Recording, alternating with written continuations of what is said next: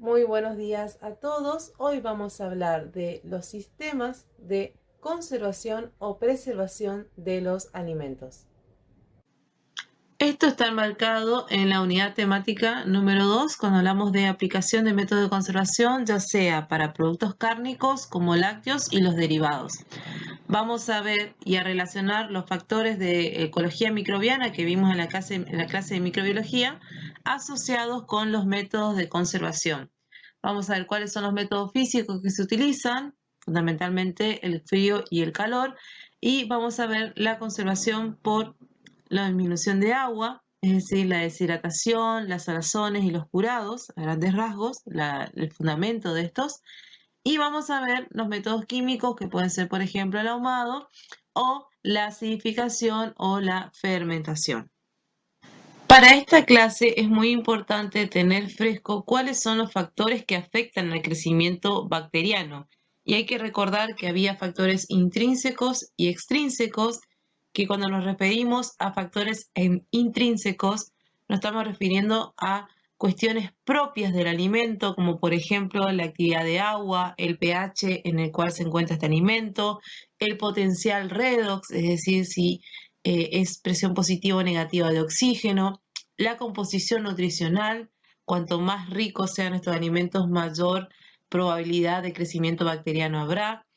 Los componentes antimicrobianos, acuérdense que acá podían ser determinadas enzimas o determinados compuestos que podían llegar a alterar el metabolismo en alguna de las instancias, el metabolismo bacteriano, y las estructuras biológicas, como por ejemplo las cáscaras de la fruta, las cáscaras de huevo, las fascias de los músculos que actúan como barrera justamente para evitar el crecimiento bacteriano. Y después teníamos los extrínsecos, que cuando nos referimos a factores extrínsecos nos estamos refiriendo a factores que son propios del ambiente, es decir, la temperatura, la humedad relativa y la presión de los gases y por supuesto la relación que existe entre estos tres parámetros que condicionan al ambiente para favorecer o perjudicar el crecimiento de determinados microorganismos.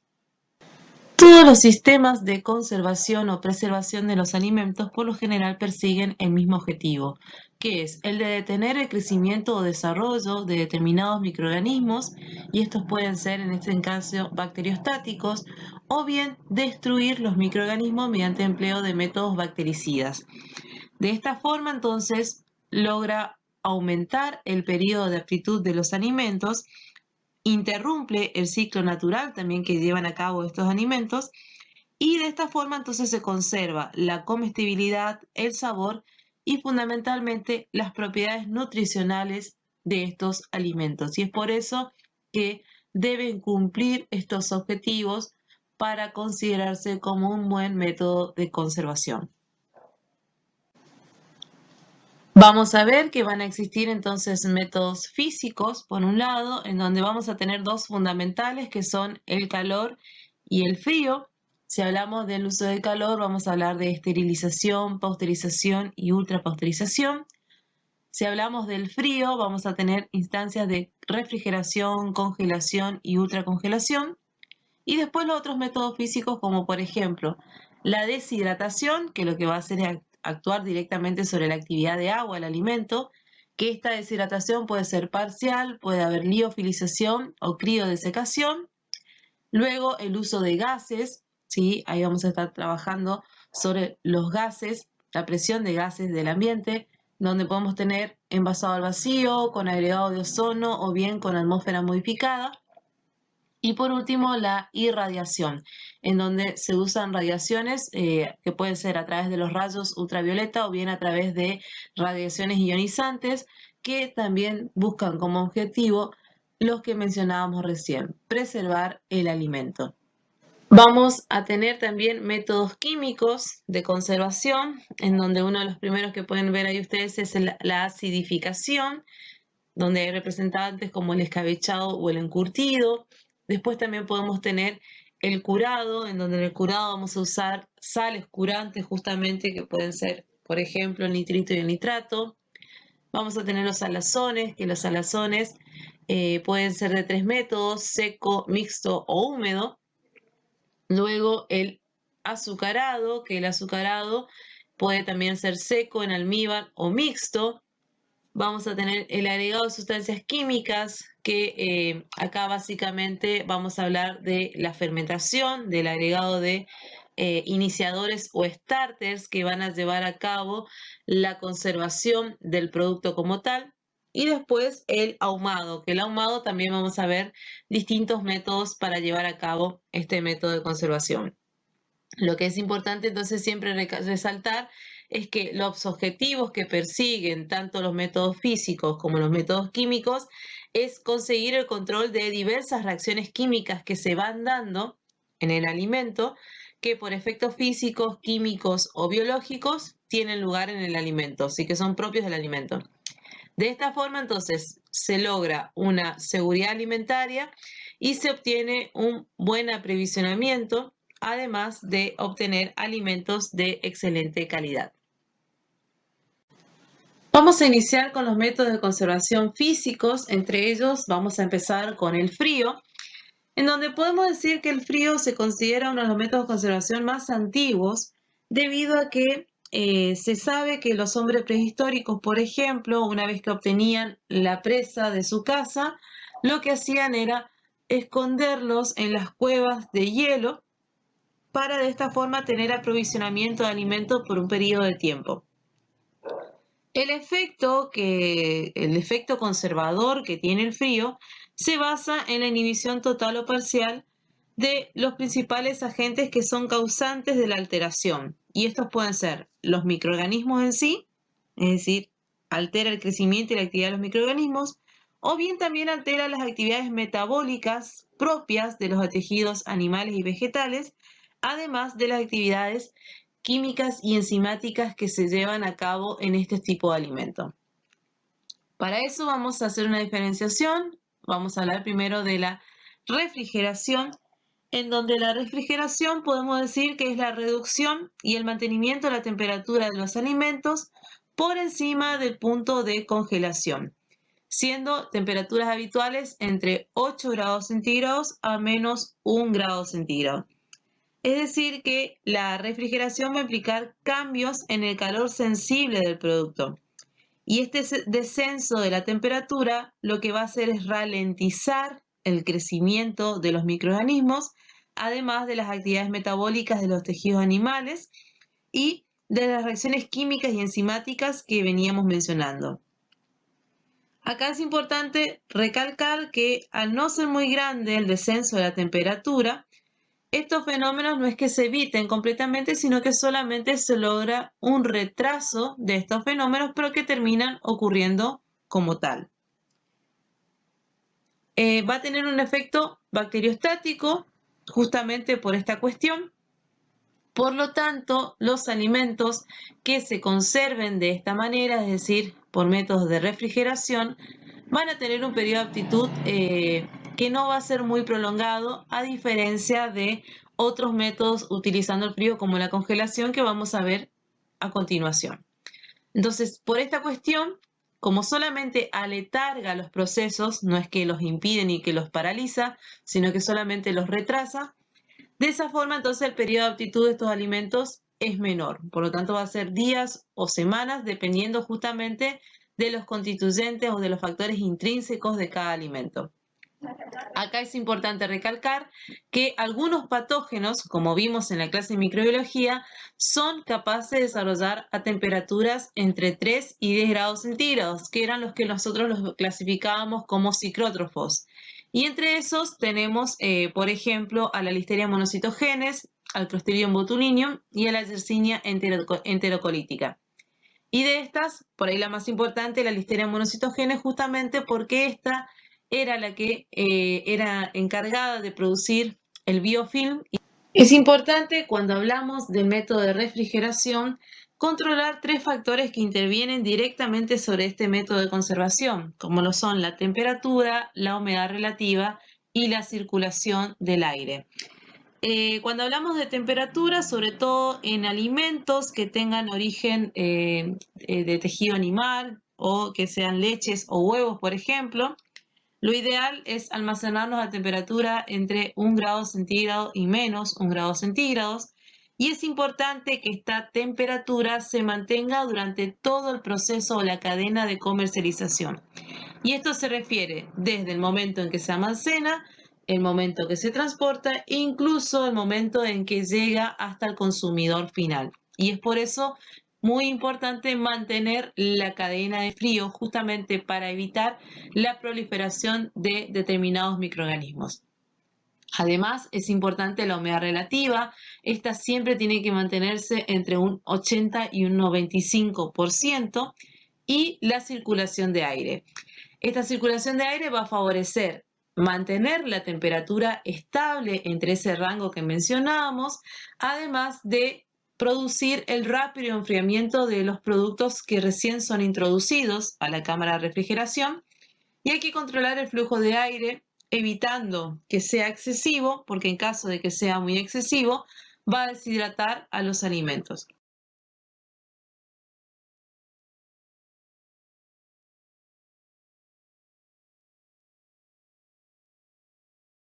El otro método por frío que se puede utilizar como conservación es el de la congelación, en donde en la congelación hay un mayor descenso de la temperatura del alimento, que este va a llegar por debajo del punto de congelación, y hay que tener en cuenta que la mayoría de los alimentos en la congelación se va a iniciar a una temperatura inferior a los 0 grados centígrados.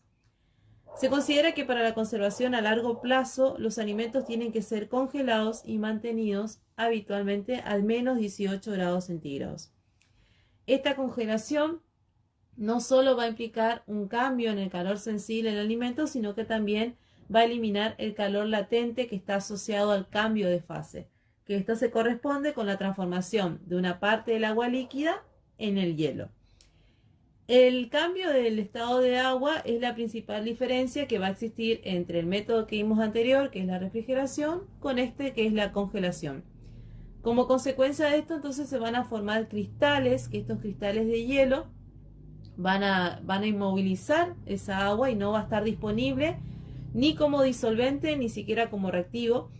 Y la difusión de las especies químicas también va a estar muy limitada. Entonces, de esta forma es como se detiene el crecimiento y la actividad de los microorganismos, además de que se reduce notablemente todas las velocidades de reacción, ya sean químicas o enzimáticas.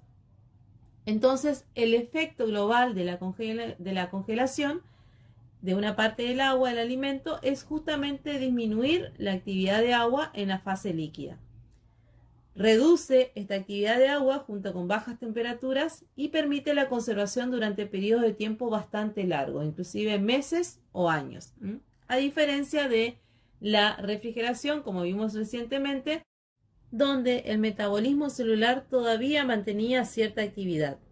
En la congelación directamente se detiene por completo todo tipo de actividad química o enzimática.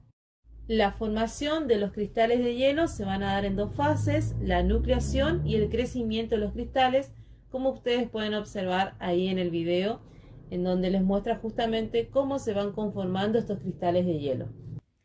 Podemos entender como nucleación a la asociación de las moléculas de agua que van formando una pequeña partícula, que esta partícula es ordenada y es estable, es decir, que es el punto de inicio de la congelación de un alimento. Y en cuanto a lo que respecta al crecimiento de los cristales, va a depender de la velocidad de enfriamiento. En un proceso de congelación, por ejemplo, la velocidad de transferencia del calor va a ser menor que en un proceso de ultracongelación que vamos a ver a continuación. Entonces, la velocidad de nucleación va a ser mucho más lenta, va a dar lugar a formación de pocos núcleos, y va a dar lugar al crecimiento de cristales en forma alargada, y esto es lo que pueden dañar las membranas celulares. Por lo tanto, cuando se descongele ese alimento, probablemente no solamente haya pérdida de agua, sino que también haya pérdida de nutrientes, y entonces ahí no se cumplió la premisa de lograr que el almacenamiento de este alimento no altere la calidad nutritiva del mismo. En lo que respecta a la ultracongelación, es el método de conservación en el cual se le somete a los productos a temperaturas inferiores de menos 18 grados centígrados, es decir, que se los congela lo más rápido posible a menos 18 grados centígrados, y el almacenamiento también tiene que ser a una temperatura inferior de menos 18 grados centígrados, pudiendo llegar hasta menos 35 o menos 50 grados centígrados.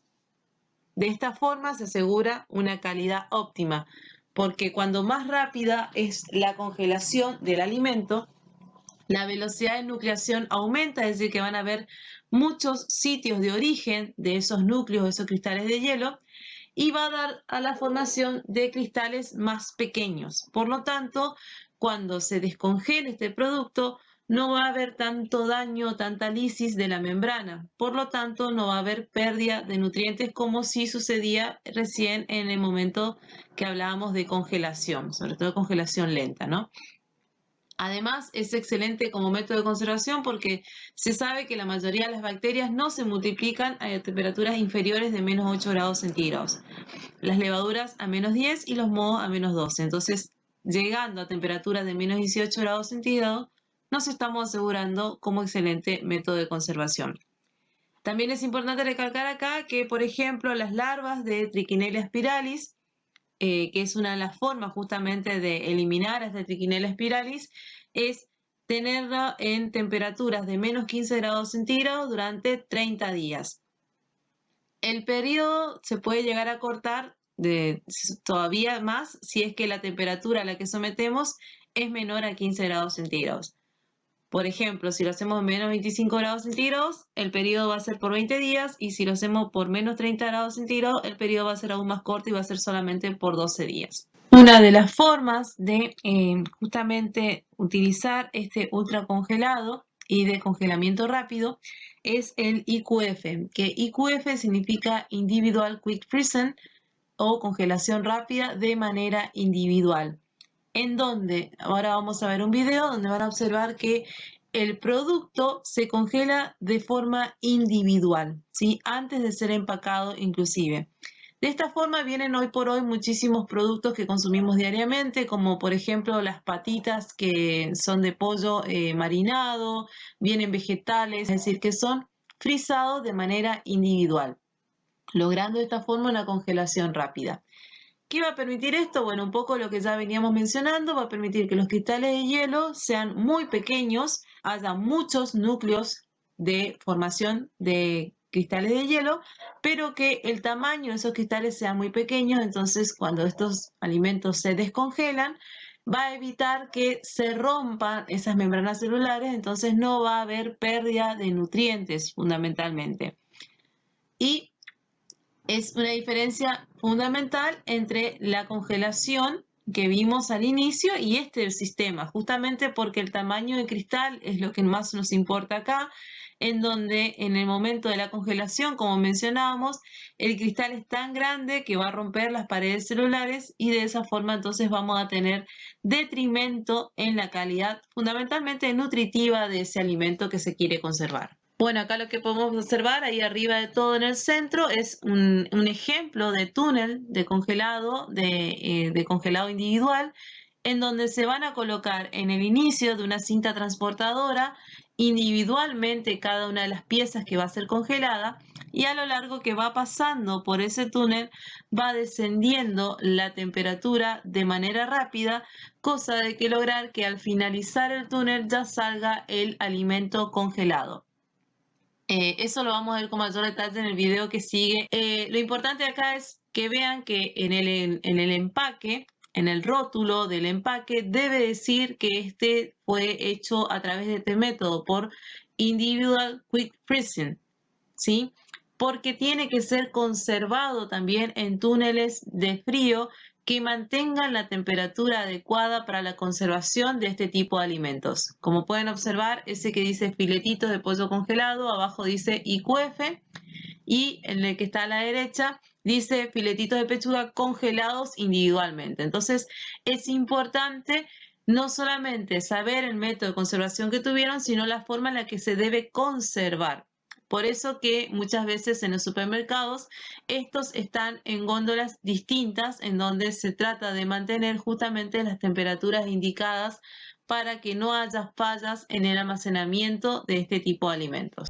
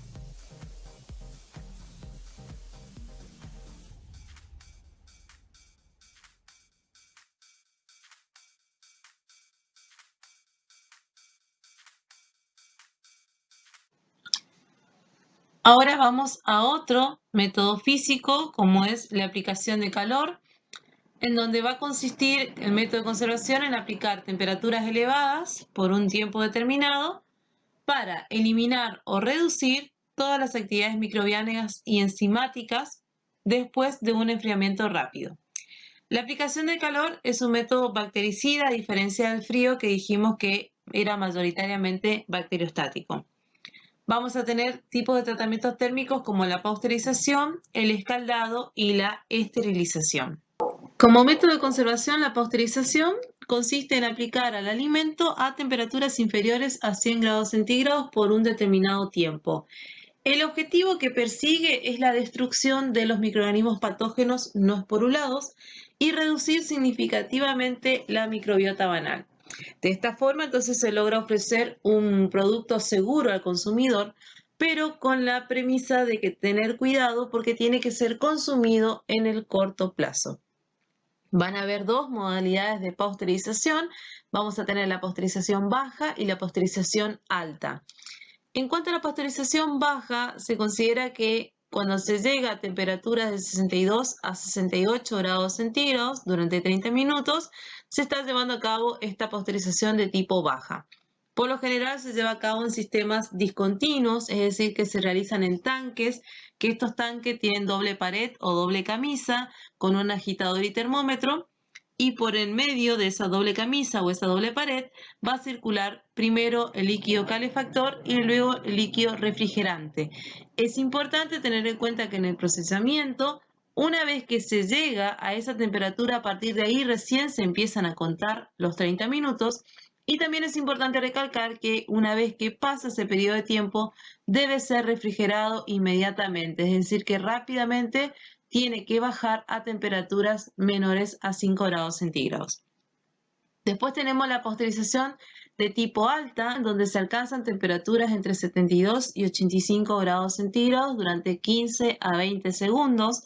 Por lo general, esto se lleva a cabo en un sistema continuo, en donde automáticamente a través de intercambiadores de calores, ya puede ser por placas o por tuberías, se realiza la pasteurización e inmediatamente se enfría la misma, se refrigera a la misma temperatura de 5 grados centígrados. Otro método de conservación en el cual se utiliza el calor es justamente el escaldado, en donde consiste en someter al alimento a agua caliente a temperaturas entre 70 y 78 grados centígrados. Y de esta forma, por ejemplo, hay muchos productos que se comercializan de esta manera, como ser la salchicha o la morcilla, por ejemplo. Y después está la esterilización, que la esterilización consiste en aplicar temperaturas por encima de los 100 grados centígrados, entre 121 y 130 grados centígrados, y también se aplica presión. La presión es de 1,5 atmósferas. De esta forma se logra destruir el 100% de los microorganismos, además de también que se pueden destruir las formas vegetativas, es decir, las esporas de estos microorganismos. Por ejemplo, como habíamos mencionado en la clase de microbiología, el Clostridium y los Bacillus, que son esporulados y que por lo general tienen esa forma de resistencia. Luego, otro método físico es la deshidratación o desecación, que consiste en extraer el agua que contienen los alimentos, es decir, que este va a actuar fundamentalmente sobre el factor intrínseco que es la actividad de agua. Se puede llevar a cabo por evaporación, en el caso del liofilizado, por ejemplo, por sublimación, que lo vamos a ver más adelante, en donde el producto que resulta va a tener un contenido de agua inferior al 3% en la mayoría de los casos, y eso depende del grado de deshidratación del alimento. Y los objetivos que persiguen justamente es aumentar el periodo de conservación porque logra una disminución muy importante de la actividad de agua, no dejando disponible agua para el desarrollo de las bacterias. Y por eso es tan importante como método de conservación. El objetivo es reducir el peso, el volumen de los alimentos, no solamente para también aumentar el periodo de conservación, sino también para facilitar el transporte y el almacenamiento. Además de que facilita el empleo y diversifica la oferta de productos, porque, por ejemplo, de esa manera nosotros podemos acopiar muchos volúmenes de leche, haciéndolo en leche en polvo, café instantáneo y, bueno, y otras maneras que existen de la deshidratación. En cuanto a los métodos de deshidratación, pueden clasificarse según cómo se lleva adelante esta deshidratación. Si se hace una desecación con aire caliente, en estos equipos el alimento se pone en contacto con una corriente de aire caliente que lo que va a lograr es justamente arrastrar el vapor de agua liberada del alimento. Luego tenemos a la desecación por contacto directo con una superficie caliente, que es el método de la conducción, en donde se coloca el alimento húmedo sobre esa superficie caliente, y la eficacia de este método es mucho mayor que el anterior, debido a que no es necesario calentar un gran volumen de aire como sí hay que hacerlo en el caso que se haga por convección.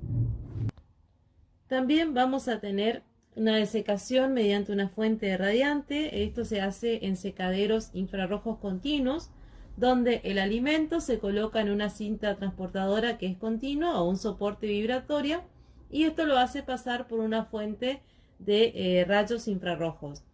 Para los alimentos que son sensibles al calor se emplean fuentes que emiten onda corta, mientras que para los alimentos que no son sensibles se utilizan rayos de onda larga. El secado de productos sólidos como rebanadas de pan, té, especia, almendra es la principal aplicación de este tipo de radiación. Y después tenemos la desecación por energía electromagnética, en donde se utilizan secaderos tipo microondas o dieléctricos, en donde se emplea la energía electromagnética en un rango de frecuencia ya establecido. Este tiene la ventaja de que esta energía se absorbe selectivamente por las porciones húmedas del alimento, mientras que las partes que ya están secas prácticamente no se calientan. Es decir, que el deterioro térmico del producto es mínimo. Sin embargo, la contra que tiene es que requiere un mayor gasto energético porque requiere una eliminación de una gran cantidad de agua en este tipo de envase que es totalmente elevado. Acá, por ejemplo, se utiliza mucho para finalizar o acelerar un proceso de deshidratación cuando la velocidad de secado se reduce en los sistemas convencionales. El calentamiento dieléctrico se suele aplicar para secar galletas y otros productos derivados de cereales, mientras que el calentamiento con microondas se emplea comercialmente para el secado de pastas, por ejemplo.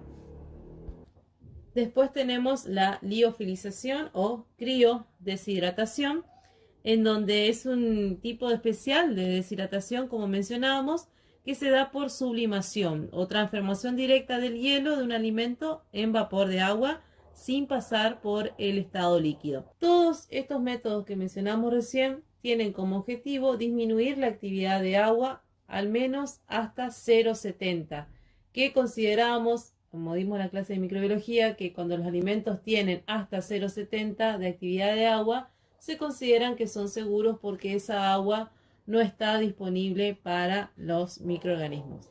Alimentos que estén por encima de 0,70 se los consideraba altamente perecederos, justamente porque favorece a la proliferación de microorganismos. Entonces, como mencionamos anteriormente, la liofilización es una técnica de conservación de los alimentos que se basa en el desecado de determinados materiales por medio de la sublimación del agua que está contenido en estos alimentos.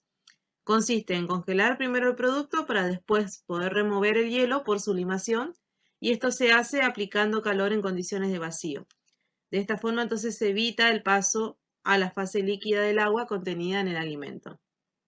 Por lo general, este método constituye un efectivo sistema de preservación de elementos biológicos, tales como células, enzimas, vacunas, virus, levaduras, sueros, algas y alimentos. Lo importante de este método es que no altera la estructura físico-química del producto y permite su conservación sin la cadena de frío, debido a que el bajo porcentaje de humedad que queda en el producto final permite obtener una elevada estabilidad microbiológica. Asimismo, el hecho de no requerir refrigeración va a facilitar la distribución y el almacenamiento de los productos que tengan este tratamiento. En cuanto a los gases, sabemos que la vida útil de la mayoría de los alimentos, ya sean carne, pescado, productos de panadería o frutas y hortalizas, es muy limitado en presencia del aire, y esto se debe básicamente al oxígeno atmosférico, debido a que en su presencia se van a multiplicar rápidamente los microorganismos aerobios, fundamentalmente, y se van a producir las reacciones químicas óxido-dependientes, ¿está? Por lo tanto, es conveniente disminuir la concentración de oxígeno y aumentar la concentración de dióxido de carbono. De esta manera, entonces, se consigue ampliar la vida útil de los alimentos perecederos. Vamos a tener tres formas de lograr este cambio en esa atmósfera donde se encuentra el alimento: a través de la atmósfera controlada, la atmósfera modificada o al vacío. La atmósfera controlada va a consistir en el uso de una atmósfera con una mezcla de gases que esta va a estar determinada y que se va a mantener constante durante todo el periodo de almacenamiento. Esto se utiliza normalmente para el almacenamiento de grandes cantidades de productos, como por ejemplo las cámaras que se emplean para ampliar la vida útil de distintas frutas, como por ejemplo manzanas y peras. Después tenemos la atmósfera modificada y el envasado al vacío. En estos dos métodos se va a utilizar envases que normalmente son de plásticos, impermeable a los gases. En el caso de la atmósfera modificada, el objetivo es cambiar inicialmente la atmósfera gaseosa de acuerdo con las necesidades previstas para el almacenamiento y las actividades metabólicas y microorganismos que van a ocasionar un cambio en la composición de la mezcla gaseosa original. Esto se logra inyectando gases como dióxido de carbono o nitrógeno. En realidad, las proporciones pueden ir entre un 20 y un 80%. Es importante tener en cuenta que en los alimentos de origen animal, la aplicación de atmósfera modificada se combina con la refrigeración. Y por lo general, en estos productos siempre se enriquece la atmósfera con dióxido de carbono entre un 20 y un 80%, independientemente de la composición del resto de esa atmósfera, que por supuesto va a variar dependiendo del tipo de carne o el tipo de alimento que nosotros estamos envasando de esta manera. El objetivo es justamente porque el dióxido de carbono inhibe de forma eficaz la microbiota alterante en estos productos, que son las bacterias gram negativas. Y en cuanto a el envasado al vacío, bueno, ya veníamos observando esto desde el momento en que empezamos con la clase de despostada, en donde veíamos que se envasaban al vacío los diferentes cortes. El objetivo es justamente extraer la mayor cantidad posible de oxígeno del envase sin la adición de ningún tipo de gas. Y de esta forma entonces se obtiene un ambiente con altos niveles de dióxido de carbono. Después tenemos a la irradiación, en donde, bueno, hay mucha controversia con respecto a este aspecto, porque el consumo de alimento irradiado carece de efecto nocivo, siempre y cuando este tratamiento se realice dentro de los ciertos límites y en condiciones controladas. Bajo este aspecto, no todos los tipos de radiaciones ionizantes pueden utilizarse en el tratamiento de alimentos. El efecto letal de estas radiaciones ionizantes en los organismos vivos se debe fundamentalmente a los daños directos que pueden ocasionar sobre el ADN y el ARN.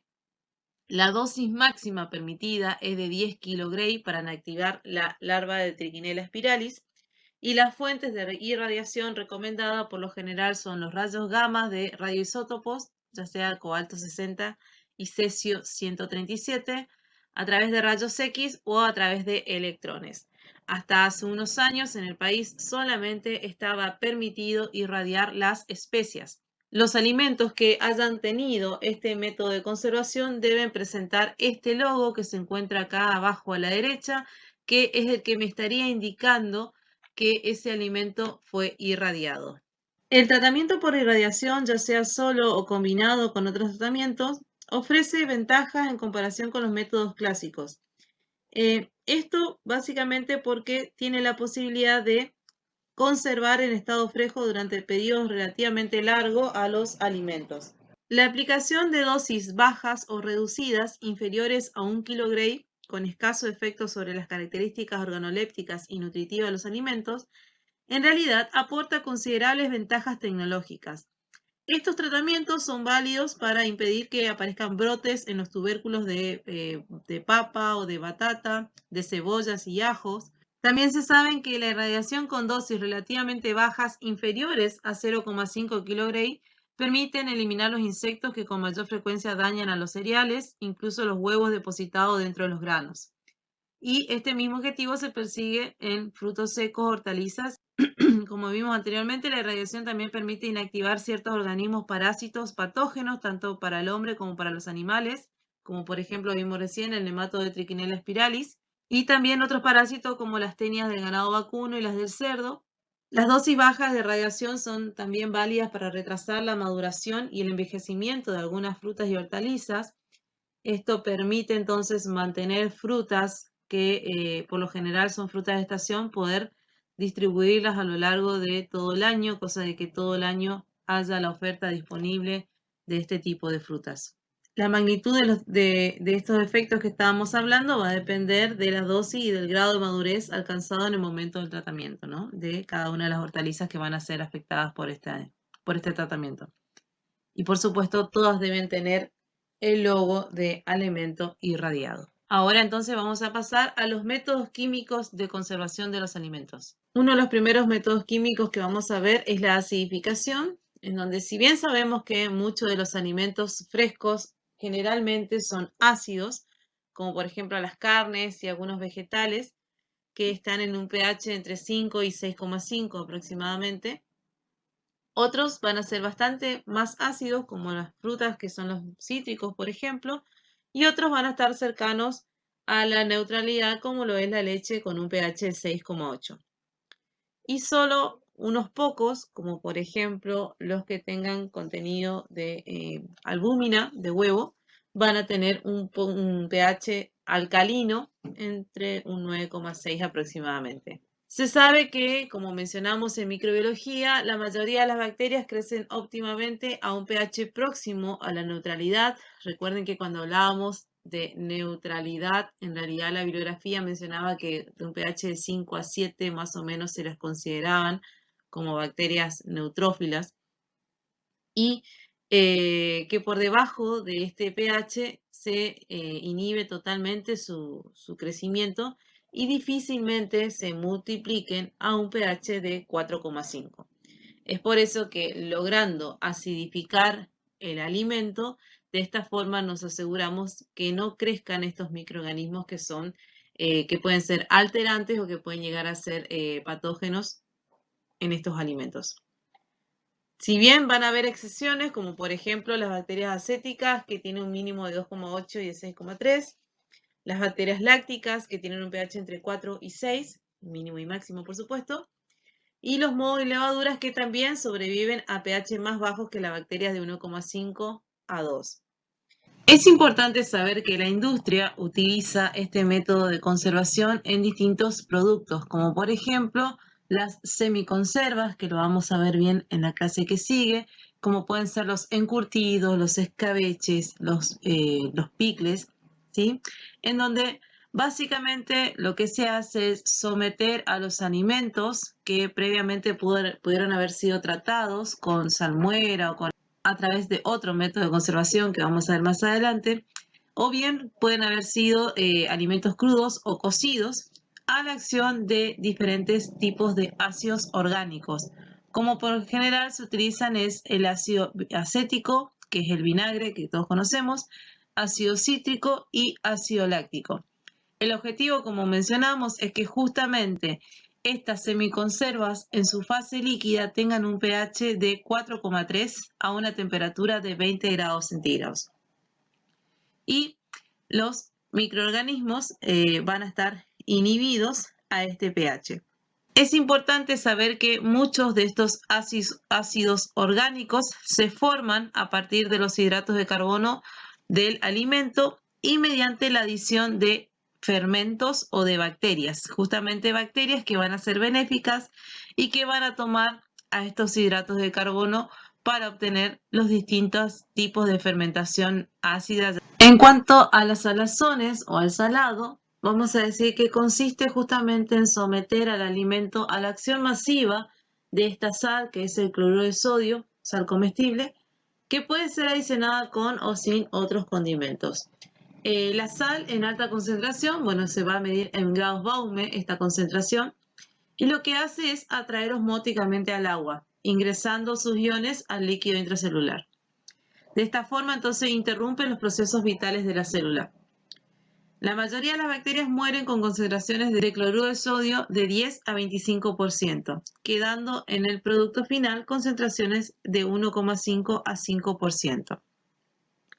La acción, entonces, es, por ese poder osmótico que atrae el agua, es disminuir la actividad de agua, es decir, que de esa forma se genera ese método de conservación porque esa agua no va a estar disponible para el desarrollo de los microorganismos, además de que disminuye la disponibilidad de oxígeno, evitando también de esta forma la proliferación bacteriana.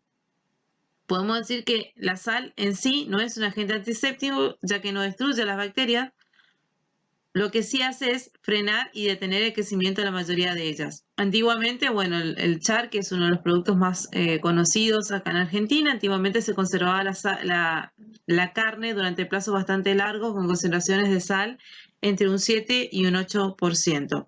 La penetración de la sal en los productos va a estar en relación con el establecimiento del equilibrio entre las concentraciones de sal en el interior y en el exterior de la pieza que vamos a salar. Existen varios métodos por los cuales se puede aplicar esta salazón. El primero es un método seco, que consiste en la frotación de la sal, de una cobertura de sal a lo largo de todo el producto. Se genera una cobertura de sal y se frota la misma para permitir la entrada de esta sal hacia el interior del producto. Luego tenemos el método húmedo, que consiste en someter al alimento a una inmersión en salmuera o bien por inyección de salmuera. En el caso de que sea por inyección de salmuera, sobre todo en las piezas cárnicas, por lo general se utilizan las estructuras anatómicas como los grandes vasos, justamente para facilitar la distribución de esta salmuera a toda la pieza. Y luego está el mixto, en donde se suele hacer una inyección de salmuera en estos grandes vasos y por fuera se hace la frotación con cloruro de sodio en altas concentraciones. Luego, de la misma forma que tenemos el salazonado, vamos a tener el azucarado, en donde consiste en eliminar toda el agua contenida en los alimentos o gran parte de ella por evaporación con la adición o no de azúcar, que esto va a aumentar la proporción de sólidos solubles, disminuyendo el pH y disminuyendo también la actividad de agua. Se agrega en los alimentos curados, por lo general, esta sal, que tiene dos objetivos en esta instancia. Uno es para contrarrestar el sabor de la sal y otro es para permitir justamente que haya fermentación ácida. Esta se va a medir en grados Brix. Acuérdense que la sal se mide en grados Baume y el azúcar en grados Brix. Acá el azúcar lo que ejerce es una acción antimicrobiana de forma muy parecida a la sal, porque también atrae, por poder osmótico atrae el agua y de esa forma se extrae el agua de ese alimento. La única diferencia que existe acá es que en vez de usar sal vamos a usar azúcar y que se usa mucha concentración de azúcar, hasta 6 veces más. Y esto es necesario justamente para conseguir el mismo efecto que tenemos con la sal. Uno de los productos más tradicionales en Argentina, que justamente consiste en este método de conservación, es el dulce de leche, que lo vamos a ver más adelante, en donde justamente se logra la concentración de la leche con el agregado de azúcar. Luego tenemos el curado, que el curado consiste en agregar agentes curantes o sales curantes, como también lo pueden encontrar, que por lo general son nitratos, sales de nitrato y de nitrito, que pueden ser de sodio o de potasio. Y la finalidad que tiene esto es incrementar la conservación del alimento porque van a inhibir poblaciones bacterianas como clostridiales, salmonella y estafilococos, además de que se conserva el color y se genera un aroma característico que está dado por la reacción entre los nitritos con las proteínas. Durante el curado se agrega la sal común, también se agrega un antioxidante como es el ácido ascórbico, se le agrega azúcar y polifosfatos, además de estas sales curantes. La proporción de nitrito con respecto a la sal, y esto es muy importante tener en cuenta porque es peligroso y es nocivo para la salud si se agrega mayores porcentajes de lo que debidamente se tienen que colocar. La proporción de nitrito entonces con respecto a la sal es de 0,4 a 0,5% y de nitratos es de 1% con respecto a la sal. Esto es importante tener en cuenta porque ese nitrato en exceso, cuando llega al estómago, forma la nitrosamina, que esto es tóxico, además de que también puede reaccionar con la hemoglobina, por lo tanto la incapacita, de esa forma no puede, esa hemoglobina está incapacitada para transportar oxígeno y a la larga el consumo de estos alimentos con exceso de nitratos y nitritos pueden perjudicar a la salud. El nitrato cede oxígeno para los microorganismos que lo reducen a nitrito. Esto sucede a un pH bajo y de esta forma reacciona con la mioglobina, que la mioglobina es oxidada a metamiolobina y forma el óxido nítrico. Este óxido nítrico actúa sobre la metamiolobina para formar la nitrosomioglobina. El proceso del curado entonces se va a dar por varios factores. En primer lugar, la sal que se le adiciona a este proceso de curado va a acentuar el sabor, además de que lo va a deshidratar, por lo tanto, va a modificar la presión osmótica y va a generar un color un poco más intenso, un poco más subido de tono, por la oxidación de la mioglobina a metamiolobina, ¿sí? Si a eso también nosotros le agregamos ácido ascórbico, esto facilita y acelera la coloración justamente por su efecto reductor. Es decir, que la vitamina C se oxida para poder reducir fácilmente al medio. Y el azúcar, si también se agrega azúcar, esto tiene, como mencionamos recientemente, dos funciones, que es la de contrarrestar la sal de este producto, además de favorecer la fermentación para que haya un crecimiento bacteriano de bacterias benéficas, como por ejemplo toda la flora láctica que suele generarse en este tipo de productos. Entonces, como ustedes ven ahí abajo, si nosotros usamos solamente sal, estos chacinados, podemos decir, van a tener un color pardo verdoso y eso va a estar dado solamente porque la hemoglobina se va a transformar en metahemoglobina, ¿sí? En cambio, si nosotros a esa sal le agregamos las sales curantes como nitrato y nitrito, se va a quedar el chacinado de un color rojo oscuro porque justamente ese nitrato se va a reducir a nitrito y esto va a terminar dando nitrosohemoglobina, que es el color característico de este tipo de chacinados. Esto es solamente para que ustedes vean, bueno, cómo se ve un chacinado que ha sido tratado con salazón y con sales curantes. Y se puede ver el color rojo característico de los mismos. Luego está el ahumado, en donde podemos decir que justamente el ahumado, conjuntamente con el uso del frío, es uno de los métodos de conservación más antiguos, porque el hombre prehistórico se dio cuenta que esos alimentos expuestos al humo de esos hogares, no solo que duraban más tiempo, sino que también mejoraban las características organolépticas. Entonces se empezó a estudiar y se vio que hay una acción inhibidora, hay un efecto bacteriostático por los componentes del humo. El ahumado consiste básicamente en exponer a los alimentos a la acción del humo, que este humo puede ser que venga de la combustión de viruta de madera, donde se liberan distintos compuestos como ácidos, alcoholes, carbonilos y fenoles, que estos se van a absorber en la superficie del alimento y contribuyen al desarrollo de esta característica organoléptica que mencionábamos, ¿no? Color, aroma y sabor particular. Acuérdense entonces, la acción inhibidora va a ser el efecto bacteriostático por los componentes del humo. Se utilizan maderas que sean de tipo dura, como por ejemplo roble, quebracho, cedro o laurel. Las maderas de árboles frutales dan aromas mucho más suaves que por lo general recuerdan a sabores dulces. Las más habituales, sobre todo en esta zona, son los cítricos, naranjo, pomelo y limón. Está rotundamente prohibido el ahumado con maderas que tengan resina, es decir, que sean de origen resinosa, que proporcionen olor y o sabor desagradable, porque en la combustión de estas maderas se va a depositar el hollín sobre el alimento, o bien también no se puede usar maderas de segundo uso. ¿Qué quiere decir eso? No se puede usar maderas ni que estén pintadas, ni que puedan desprender sustancias tóxicas. En la actualidad, inclusive, se está utilizando esencias de humo justamente para mejorar la capacidad de conservación, el sabor y el color, además de que es mucho más fácil de llevar a cabo esta técnica y no tan engorroso como tener un ahumador, por ejemplo.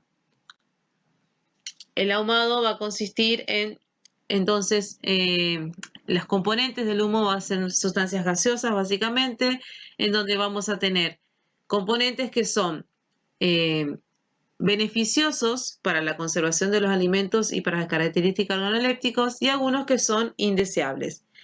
Las sustancias gaseosas son hidrocarburos aromáticos policíclicos, como por ejemplo los fenoles, los carbonilos, los ácidos orgánicos, que estos van a tener función de antioxidantes, además de que van a retrasar el enranciamiento de las grasas. Y después tenemos los cresoles, alquitranes y resinas, que por lo general los alquitranes y resinas justamente son las partículas indeseables, ¿está? Que pueden llegar a ser tóxicas en el caso de que queden en el alimento.